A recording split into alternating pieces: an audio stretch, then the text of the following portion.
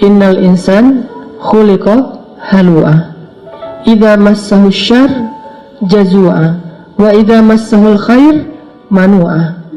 Manusia itu labil. Idza massahu syarr jazua wa idza massahul khair manu'a. Emang kayak gitu, manusia itu labil. Terus recovery kelabilannya tuh kayak gimana? Ternyata recovery itu akan cepat dan bertahan kalau kita belajar, yakin, dan berpegang teguh kepada Allah. Cepat recovery-nya, teman-teman. Para sahabat Nabi itu, gimana pun mereka soleh, mereka tetap manusia, kadang emosional juga, tapi recovery-nya cepat. Contoh, Abu Bakar pernah sakit hati sama keluarganya, ada saudaranya yang memfitnah Aisyah. Dia nuduh Aisyah itu selingkuh. Sakit hati kan Abu Bakar? Akhirnya karena Abu Bakar sakit hati, Abu Bakar pun bersumpah. Abu Bakar posting juga, kata Abu Bakar, demi Allah, saya nggak bakalan ngasih lagi pertolongan dan bantuan kepada orang itu selama-lamanya. Kenapa? Udah terlanjur sakit hati sama dia. Bersumpah Abu Bakar, gak akan nolongin dia lagi. Ternyata Allah komen di postingan itu. Apa komenan Allah? Janganlah seseorang yang diberikan kelebihan harta di antara kalian, surat An-Nur, bersumpah untuk tidak membantu saudaranya. Maafkanlah, berlapang dadalah. Tidak sukakah kalau kamu Allah mengampuni dosa-dosamu? Ala tuhibbuna ayyaghfirallahu lakum? Akhirnya ketika Abu Bakar baca komen ini, astagfirullahaladzim, langsung Abu Bakar delete postingannya. Posting baru, mulai sekarang saya akan bantu dia 2 kali lipat. Allah langsung first like ya. Itu yang terjadi di dalam surat An-Nur. Kenapa Abu Bakar sedih? Karena beliau manusia. Kenapa Abu Bakar sakit hati? Karena beliau manusia. Sesoleh apapun tetap aja dia manusia. Cuma recovery-nya cepat. Kenapa? Karena berakatnya dengan Allah, bukan dengan makhluk. Kalau kita berakat dengan makhluk, susah recovery-nya. Tergantung orang itu. Kalau kita berakat dengan Allah, cepat recovery-nya. Karena Allah Rahimun, Rahmanun, Karimun, Jawadun. Allah itu maha baik.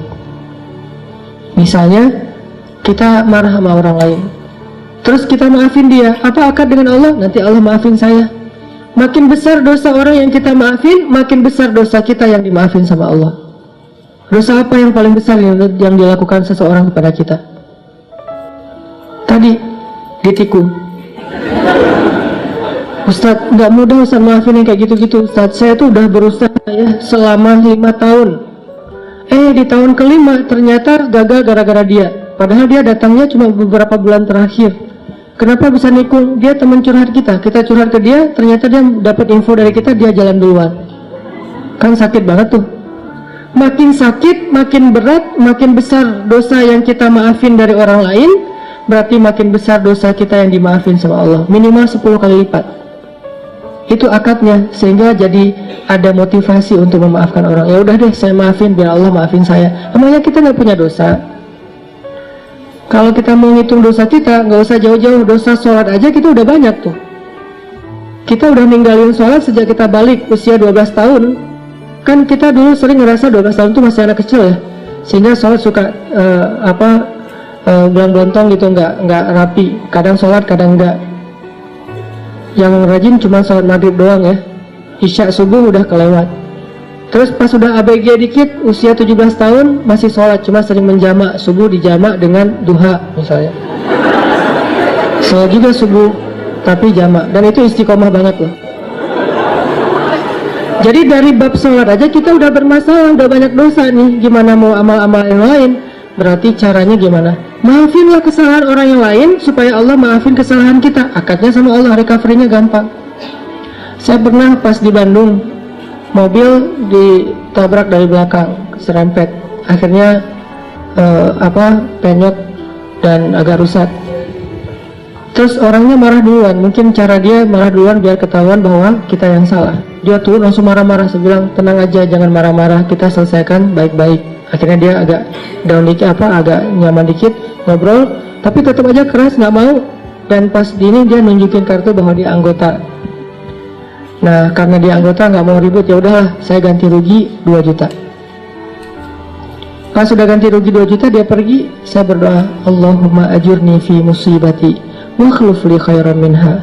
ya Allah saya dapat musibah nih, beri dong ganti yang lebih baik darinya. Tinggal minta aja sama Allah kan. Akhirnya yang tadi kita udah kayak ngerasa sedih banget gara-gara kita udah mobilnya rusak, harus bayar ganti rugi orang lain yang salah lagi tuh, karena dia mungkin pakai kekuasaannya daripada nanti ramai dan makin besar, habisnya udahlah 2 juta, tapi minta ke Allah gantinya 20 juta, lebih baik dari yang kita berikan. Gak lama seminggu kemudian benar-benar Allah ganti 20 juta cash, bukan sedekah. Jangan selalu menerjemahkan keajaiban itu dalam bahasa sedekah. Bisa juga dapat usaha apa, jualan apa yang keuntungannya banyak. Kayak saya dulu di Mesir jualan bakso. Kalau ada acara-acara kayak gini nih saya ngeliat teman-teman di Jepang kayak nostalgia lagi kondisi dulu di Mesir ya.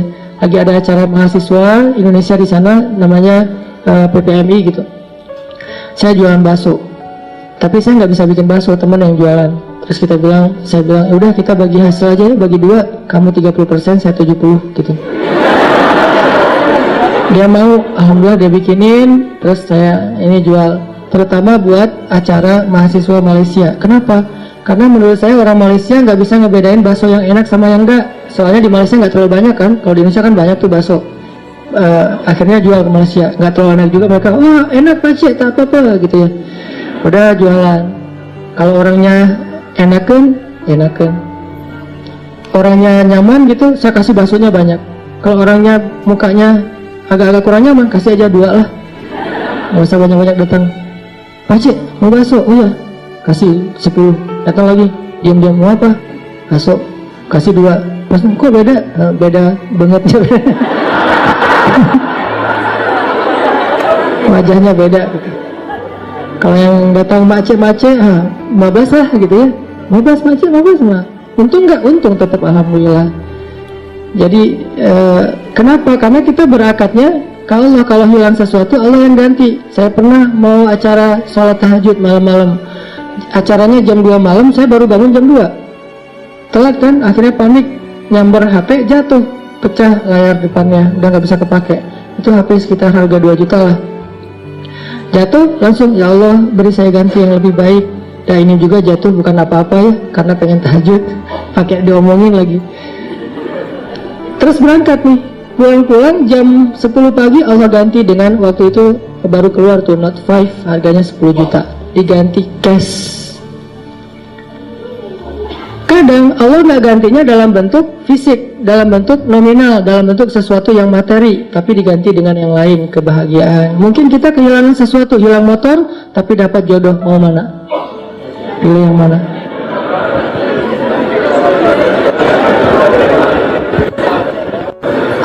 Jadian nih, gara-gara nikmat hilangnya motor. Pas ketahuan kita nggak punya motor, putus lagi.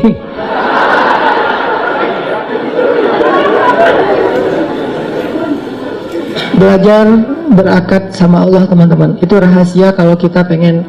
Karena Allah itu nggak pernah, pertama ingkar janji itu nggak pernah. Innallaha la yukhliful mi'ad, nggak pernah ingkar janji. Kedua, Allah itu nggak pernah misalnya, maaf ya lagi sibuk, nggak ada tuh. Kita Allah terus nggak dirit, itu nggak ada ceritanya. Contreng 2 sih, cuman nggak biru-biru, nggak dirit lama gitu. Allah ngapain sih online berkali tapi yang saya mah nggak dirit misalnya. Itu manusia banget. Allah nggak kayak gitu. Kita baru nulis, ngirim, Allah langsung typing. Bukan cuma dirit, langsung balas. Nggak mungkin Allah tuh ngebiarin kita minta terus nggak dibayar, nggak dibalas lama. Nggak mungkin. Dan nggak mungkin juga Allah misalnya habis pulsa, habis kuota, itu nggak ada. Ala kulli syai'in qadir, maha kuasa atas segala sesuatu. Jadi kayaknya paling nyaman berakat itu sama Allah. Cuman kita harus ngerti cara Allah bermuamalah dengan kita. Tidak selalu materi, karena buat Allah materi itu nggak berharga banget. Kalau seandainya berharga, pasti Allah ngasih semua kita kekayaan. Tapi ternyata orang soleh nggak semuanya kaya. Tapi orang soleh itu rata-rata, bukan rata-rata, semuanya bahagia. Makanya tadi subuh saya cerita ada teman misalnya baru hijrah, dia bilang gini, Ustadz, kenapa ya sejak hijrah hidup saya agak-agak kayak rezekinya jadi seret gitu, jadi susah. Gimana ceritanya? Iya, saya udah dulu mah lancar, sekarang malah jadi susah. Saya bilang, enggak, karena buktinya kamu hijrah juga karena kebanyakan hutang kan. Berarti selama ini sebelum hijrah nggak lancar rezekinya, yang lancar hutangnya.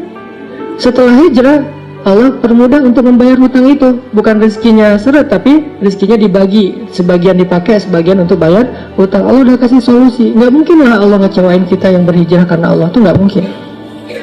Jangankan Allah nih, Nabi Muhammad aja nggak pernah membiarkan ada yang datang ke beliau ditolak dalam keadaan nggak dikasih apa-apa, itu nggak ada. Semua yang datang ke Nabi meminta sesuatu pasti pulangnya membawa sesuatu. Apa aja. Pernah Nabi lagi jalan pakai baju baru gitu, baru dikasih sama Raja Khurasan, kasih baju. Bajunya warna merah, bukan gamis ya, baju biasa warna merah, dipakai sama Nabi. Terus dilihat sama orang miskin, sahabat ngomongnya, Muhammad, itu baju bagus juga ya, gitu. Nabi pas diomongin kayak gitu, Nabi tanya, kenapa mau gitu? Mau, dibuka sama Nabi, Nabi pulang nggak pakai. Dan Nabi juga kalau pulang nggak pakai baju masih keren ya, six pack gitu. Kita nggak pakai baju zero pack kan agak-agak gimana gitu kan? Kan perut Nabi itu six pack kata sahabat, seperti batu yang tersusun kan? Itu karena mungkin beliau bukan nge-gym sih, sering naik kuda, itu kan kayak orang bisa seluruh tubuhnya tuh gerak, akhirnya bagus badan Rasulullah. Nabi nggak pernah mau ngecewain orangnya. Terus Nabi jalan pakai shallnya shall baru gitu, untungnya nggak pakai kupluk baru ya, pakai shall doang gitu. Datang orang Badui, ditarik shallnya, dilepas sama Nabi, dikasih. Ada yang datang ke Nabi, ke Aisyah misalnya, Aisyah tuh cuma punya 3 butir korma, dari pagi belum makan, untuk sahur aja nggak dimakan karena pengen dipakai untuk buka puasa hari itu. Datang satu orang ibu dengan 2 anaknya, karena lapar bilang, Aisyah saya belum makan dari pagi. Aisyah langsung ambil ngasih. Jadi nggak makan sahur, nggak berbuka puasa. Kenapa? Karena sifat Nabi itu tidak ada yang datang kepada beliau pulang dalam keadaan tangan kosong. Itu nggak ada. Nabi aja kayak gitu, apalagi Tuhannya Nabi, Allah Subhanahu Wa Taala. Nggak ada yang datang kepada Allah pulang dalam keadaan kecewa, itu nggak ada. Kalau dia kecewa, berarti dia nggak ngerti cara berakad sama Allah. Dia salah paham dengan cara-cara Allah. Kalau dia ngerti Allah, nggak bakalan kecewa. Dia tahu banget Allah maha baik, Allah yang selama ini nolongin saya, Allah yang yang menyelamatkan saya. Alam yajidka yatiman fa'awa, wa wajadaka dhallan fahada, wa wajadaka ailan fa'aghna. Dan Allah itu tergantung prasangka hambanya kepada Allah. Kalau kita berprasangka baik, Allah akan ngasih apa yang kita persangkakan 10 kali lipat lebih baik. Kalau kita berprasangka buruk, maka Allah seperti yang kita prasangkakan. Jadi tergantung kita nih, mau gimana? Mau dapat nikmat, ya udah, Allah maha pemberi nikmat.